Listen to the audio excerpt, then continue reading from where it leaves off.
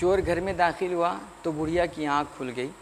تو بڑھیا نے اس چور کو دیکھا تو بڑے محبت بھرے انداز میں اس نے کہا کہ بیٹا لگتا ہے تم غربت کے مارے ہو, بڑے ضرورت مند معلوم ہوتے ہو, کوئی بات نہیں, آپ اچھا ہوا آ گئے, لیکن بیٹا آپ کے آنے سے پہلے میں ایک خواب دیکھ رہی تھی, ذرا آپ اس کی تعبیر بتا دیں, پھر آپ کو جس چیز کی بھی ضرورت ہوگی آپ لے جانا, کوئی آپ کو روکے گا نہیں. تو چور بڑھیا کے محبت بھرے الفاظ سن کر کے بڑا متاثر ہوا اور اس کے سامنے بڑے ادب سے بیٹھا اور اس نے کہا جی ماں بتائیں آپ کون سا خواب دیکھ رہی تھی. تو بڑھیا نے کہا بیٹا میں آپ کے آنے سے پہلے دیکھ رہی تھی کہ میں ہوا میں اڑ رہی ہوں اور ایک پرندہ میرے سر پر آ کر کے زور زور سے بول رہا ہے. تو چور نے کہا اچھا کیا بول رہا تھا وہ؟ تو بڑھیا نے کہا بیٹا وہ کہہ رہا تھا ماجد ماجد. اب یہ الفاظ ماجد ماجد کے بڑھیا نے اتنے زور سے کہا کہ بغل کے روم میں سویا ہوا اس کا بیٹا ماجد وہ بیدار ہو گیا اور دوڑا ہوا اپنی ماں کے روم میں جب آیا تو دیکھا چور بیٹھا ہوا. اس نے جلدی سے رسی اٹھائی, چور کو پکڑا اور رسی کے ساتھ فلر میں باندھ دیا. اب چور نے رونا شروع کر دیا. پھر بڑھیا نے اس سے پوچھا بیٹا کیوں رو رہے ہو؟ تو اس چور نے کہا کچھ نہیں ماں, بس میں اپنے آپ پہ رو رہا ہوں. تو بڑھیا نے کہا اپنے آپ پہ کیوں رو رہے ہو؟ تو چور نے کہا دراصل میرا کام ہے چوری کرنا, یہ خواب کی تعبیر بتانا میرا کام نہیں تھا.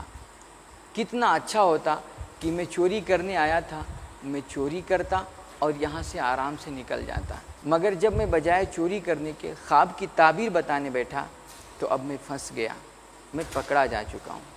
میرے بھائی ہمارے ملک اور ہمارے معاشرے کے افراد کا بھی نا کچھ معاملہ اسی چوری جیسا ہے. آج لوگ اپنی ذمہ داریاں بھول کر کے اپنا اصل کام چھوڑ کر کے دوسروں کے کام میں زیادہ انٹرسٹ لیتے ہیں. لوگ اپنا میدان چھوڑ کر کے دوسرے میدان کے شہسوار بننا چاہتے ہیں. ہمارے یہاں آج ڈاکٹر سیاستدان بنا ہوا ہے اور اہل سیاست وہ تجزیہ نگار بن گئے ہیں. تجزیہ نگار قانون ساز بنے ہوئے ہیں, پالیسی ساز بنے ہوئے ہیں, اور پالیسی ساز کی حالت یہ بالکل ناساز ہو چکی ہے. عدلیہ بیوروکریسی کا کام کر رہی ہے اور بیوروکریسی یہ غفلت کی نیند سو رہی ہے. پولیس گنڈوں کا کام کر رہی ہے اور گنڈے حکومت کی کرسیوں پہ بیٹھے ہوئے ہیں. جہلاء علماء کا کام کر رہے ہیں اور علماء خدا جانے کس کا کام کر رہے ہیں. اب ایسے عالم میں آپ ہی بتائیں پھر ملک کا کیا حال ہوگا؟ معاشرے میں اضطراب نہیں ہوگا, بے چینی نہیں پیدا ہوگی, بے سکونی نہیں آئے گی اور نئے نئے مسائل نہیں جنم لیں گے تو پھر اور کیا ہوگا؟ میرے بھائی آپ یاد رکھیں لکل مجال رجال, ہر بندے کی ایک خاص فیلڈ ہوتی ہے اور وہ اپنی فیلڈ میں ہی اچھا لگتا ہے.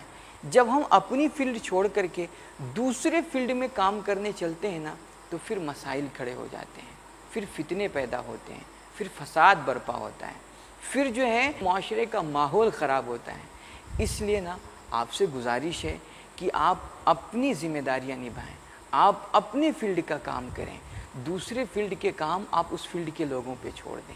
آپ خدا را خود پہ رحم کریں اور دوسرے پہ بھی رحم کریں. آپ خود بھی جئیں, دوسروں کو جینے دیں.